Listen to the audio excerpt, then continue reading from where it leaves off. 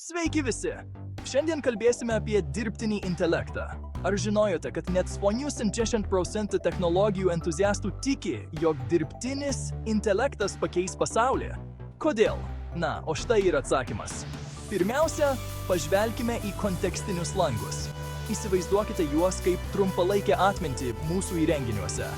Jūsų telefonas ar kompiuteris prisimena, ką veikėte prieš kelias akimirkas ir gali pasiūlyti tinkamus veiksmus. Tai ne tik patogu, bet ir padeda sutaupyti laiko. Toliau turime generatyvinius algoritmus. Jie gali kurti tekstus, programų kodą ar net muziką tiesiog čia ir dabar. Įsivaizduokite, kaip greitai galėsime automatizuoti užduotis, kurios anksčiau atrodė neįmanomos. O dabar pakalbėkime apie LLM agentus, tikrus technologijų stebuklus. Jie gali atlikti įvairias užduotis pagal jūsų pateiktus nurodymus. Tarkime, jei TikTok būtų uždraustas, LLM agentas galėtų per akimirką sukurti panašią platformą.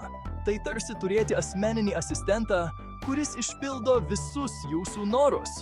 Negalima pamiršti ir apie Aider bei Pythagorą, dirbtinio intelekto asistentus, kurie gali atlikti programavimo užduotis pagal jūsų pageidavimus. Ateityje kiekvienas turėsime kišenėje savo asmeninį programuotoją, kuris palengvins net sudėtingiausias užduotis.